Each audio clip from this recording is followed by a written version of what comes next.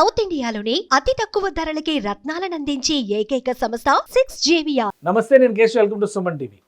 Janasena party senior నేత నాగబాబు శాసన మండలిలో అడుగు పెట్టబోతున్నారు. దీనిపైన ఒక క్లారిటీ వచ్చేసింది. ఇంతకాలం ఆయన శాసన మండలికి వెళతారా, రాజ్యసభకి వెళతారా అనేటువంటి సస్పెన్స్కి తెరదించే ప్రయత్నం చేసింది. జనసేన పార్టీ అధికారికంగా నాగబాబు అభ్యర్థిత్వాన్ని ప్రకటించింది. నాగబాబుతో పాటు ఇంకా ఎవరెవరు వెళ్ళబోతున్నారు, జనసేన పార్టీలో జరిగినటువంటి చర్చల సారాంశం ఏంటి ఒకసారి విశ్లేషించే ప్రయత్నం చేద్దాం. మనతో పాటు అనలిస్ట్ చందు శ్రీనివాస్ గారు. నమస్కారం. నమస్కారం కేశవ్ గారు. చాలా ఆప్షన్స్, చాలా సస్పెన్స్, తర్వాత రాజ్యసభ అని లాస్ట్ మినిట్ లో మళ్ళీ అదొక ప్రచారం. ఫైనల్ గా అధికారికంగా సోషల్ మీడియా హ్యాండిల్స్ లో Janasena party announcement, Nagababu MLC అభ్యర్థిగా బరిలోకి వస్తున్నారు, ఎమ్మెల్యే కోట ఎమ్మెల్సీ అభ్యర్థిగా నామినేషన్ వేయబోతున్నారని డిక్లరేషన్. ఏం జరిగింది మొత్తం ఈ స్టోరీలో అసలు? ఇది లాస్ట్ 3 months నుంచి ఇదే ఉందండి.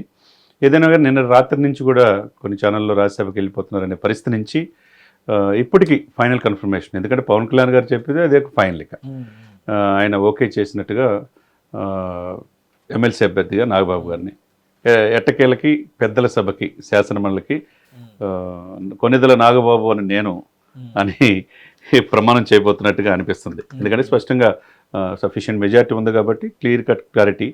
ఇకపోతే పత్రాలు రెడీ చేసుకోవటం 10వ తారీఖు లోపు వెళ్ళి సబ్మిట్ చేస్తున్నట్టుగా తెలుస్తుంది శాసనమండలిలో. ఏదైనా కానీ ఇక మిగతాది కూటమి తరపున, మిగతా టీడీపీ తరపున అభ్యర్థులు ఎవరనేది ఇంకా తెలియలేదు పూర్తిగా. అసలు ఏం జరిగింది, ఎందుకు ఇప్పుడు నాగబాబు క్యాబినెట్ సమయంలో ఒక డిస్కషన్ జరిగింది, నాగబాబు గారు మంత్రివర్గంలోకి వస్తారు. రాజ్యసభ జరిగినప్పుడు ఒక డిస్కషన్ జరిగింది. రాజ్యసభ అభ్యర్థుల ప్రకటన సందర్భంలో చంద్రబాబు నాయుడు గారు అఫీషియల్ నోటే ఇచ్చారు, ఎమ్మెల్సీ మంత్రివర్గంలోకి తీసుకుంటాం ఆయన్ని అని చెప్పని అనౌన్స్మెంట్. అది జనవరి అవుద్ది, మార్చి అన్నారు, ఫిబ్రవరి అన్నారు, మార్చి వచ్చింది చివరికి.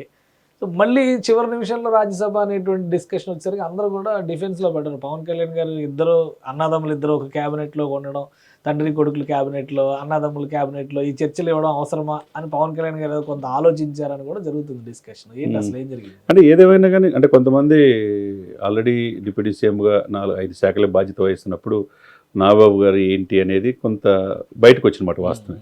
కానీ ఆయన ఆ క్యాడర్లో తీసుకోకుండా ఈ కూటమికి బీజేపీ, జనసేన, టీడీపీ కలిసి కలవటానికి, తర్వాత మెగా అభిమానులు మొత్తం ఆ ఫ్యాన్స్ అందరినీ కూడా ఈ కూటమికి ఓట్లు పడేటట్టుగా చేయడానికి చాలా ఆయన ఆరోగ్యాన్ని కూడా పనంగా పెట్టి కృషి చేసినమాట వాస్తవం. కాబట్టి దాంట్లో ఇప్పుడు వాళ్ళ అన్నయ్య అయినంత మాత్రాన, పిఠాపురం ఇన్ఛార్జ్ అయినంత మాత్రాన ఆయన ఎమ్మెల్సీ అయ్యి మంత్రి కాకుండా ఉండకుండా ఎలా ఉంటారు? కొంతమంది కోరిక ఆల్రెడీ ఆయన ఉన్నప్పుడు ఈయన ఎందుకు అని చెప్పి అట్లాంటి కూడా చంద్రబాబు నాయుడు గారు ఉన్నారు కదని చెప్పేసి బాలకృష్ణ ఉండకుండా, లోకేష్ ఉండకుండా ఉండరు కదా. ఆ కోట ఈ కోట.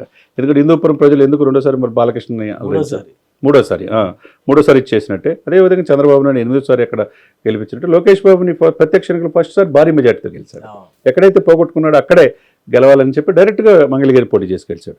ఇదేంటంటే ప్రజల్లో ఉన్నది మనం చూసుకోవాలి తప్పితే ఎవరో వ్యక్తిగతంగా వాళ్ళ ఆలోచనకు అనుగుణంగా ఎందుకు ఉండాలి అని చెప్పి అది క్రైటీరియా కాదు కదా.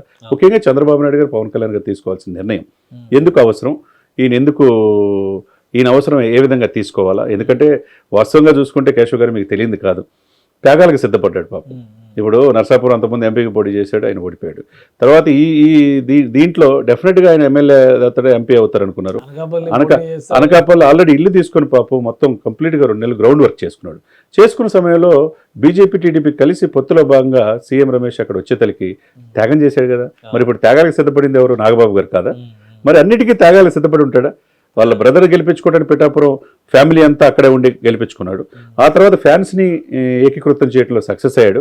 తర్వాత అంటే ఏదన్నా ఉన్నట్టుగా మాట్లాడే ఆయన నైజం అది ఇప్పుడు శాసనసభలో ఇంకా తమ్ముడు ఉన్నాడు కాబట్టి అన్న ఎందుకు ఉండాలనేది కాదు కదా. ఇక్కడ త్యాగానికి ఆ రోజు సిద్ధపడ్డాడు కాబట్టి రాజ్యసభకు పంపిస్తారని అనుకున్నారు అందరూ.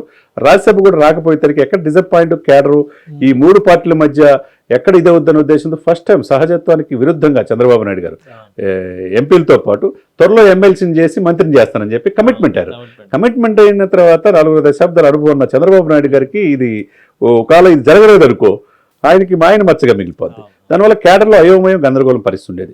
కాబట్టి అన్నిటికీ తెరదించుతా పవన్ కళ్యాణ్ గారు ఇమ్మీడియట్గా ఆయన్ని అభ్యర్థిగా, జనసేన అభ్యర్థిగా శాసనమండలికి నామినేట్ ఆయన ఇమ్మీడియట్ పోయి పత్రాలు శాసనమండలిలో పోయి సమర్పించమని చెప్పి అన్నట్టు నామినేటెడ్ పత్రాలు ఎవరు ఊహించిన ట్విస్ట్, అనేక ట్విస్టుల మధ్య ఈరోజు మొత్తానికి ఇప్పటికీ కన్ఫర్మ్ అయిపోయింది.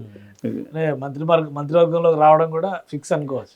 100%. ఎందుకంటే ఇది ఒక్కటే కదా మార్గం. ఎందుకంటే 6 సంవత్సరాల పీరియడ్ అండి శాసన మండలి అంటే, పెద్దల సభ, గౌరవమైన సభ, అనేక సమస్యలు పరిష్కరించుకోవడానికి బడ్జెట్ కానీ ఏదైనా ముందు పెద్దల సభలో ఒక విలువ ఉంటుంది, ఒక ఇదిని పాటిస్తారన్నమాట. దాంట్లో ఈయన వ్యక్తిని ఎమ్మెల్సీని చేసి మంత్రిని చేస్తారని చెప్పింది సాక్షాత్ చంద్రబాబు నాయుడు గారు.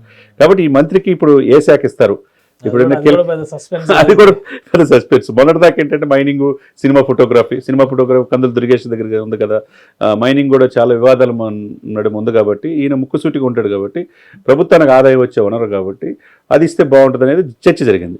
ఇప్పుడు మరి కీలకమైన శాఖ మరి ఏది ఇస్తారో మనం వేచి చూడాలన్నమాట. ఓకే, ఇంతేనా జనసేనకి సంబంధించి ఇంకేమన్నా వచ్చే అవకాశం ఉంది? ఎందుకంటే ఇప్పుడు తెలుగుదేశం ఇంకా అనౌన్స్మెంట్ కాలేదు, ఒక సీట్ ఇంకా షేరింగ్ లోకి వెళ్ళాలి, బీజేపీ తీసుకుంటది అనేటువంటి డిస్కషన్ నడుస్తుంది. ఇప్పుడు రాజ్యసభ వెళ్ళిపోతుంది కాబట్టి ఇక షేర్ తీసుకునే అవకాశం ఉంది.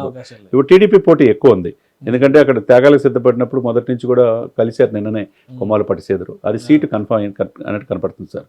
మరి వంగవీటి రాధా గారికి ఇవ్వాలి అని చెప్పి అన్నారు. ఇప్పుడు మరి అది ఏ విధంగా ఇస్తారు? ఎందుకంటే ఆయనకి కూడా న్యాయం చేయాలి. రియాజ్ రిజైన్ చేసి వచ్చాడు, రిజైన్ చేసి పోరాడుతున్నారు. ఇవి కూడా ఉంటాయి. అంటే మల్టిపుల్ గా అనేక యాంగిల్లో చూసుకోవాలా. రిజర్వేషన్ పాయింట్ ఆఫ్ ఇస్తే ఎస్సీలకు ఒక నుంచి ఇస్తారా, లేకపోతే ముస్లిం మైనార్టీ నుంచి వస్తే మీరు అన్నట్టు అతన్ని మళ్ళా ఇచ్చే అవకాశం ఉందా? మరి ఎన్నిటి మధ్య ఎవరికి ఎప్పుడు న్యాయం చేయాలని చంద్రబాబు నాయుడు గారు చూసి వ్యవహరిస్తున్నారు. నిన్న ఆలపాటి రాజు గారు చెప్పినట్టు ఆయన కూడా 2 లక్షల పైన ఓట్ల మెజార్టీతో గెలిచిన తర్వాత నేను ఆ రోజు బాధపడ్డన మాట వాస్తవమే, కానీ ఇది చేయమని చెప్పి అన్నారు. 6 నెలలు దీంట్లో వెళ్ళి ముగ్గురు కొలయక వల్ల చంద్రబాబు నాయుడు, లోకేష్ గారు, పవన్ కళ్యాణ్ ఆదేశాలు కనుగొన్న ఈరోజు భారీ మెజార్టీతో ఉన్నాను, ప్రభుత్వాన్ని బట్టే మనం వెళ్ళాలంటున్నాడు.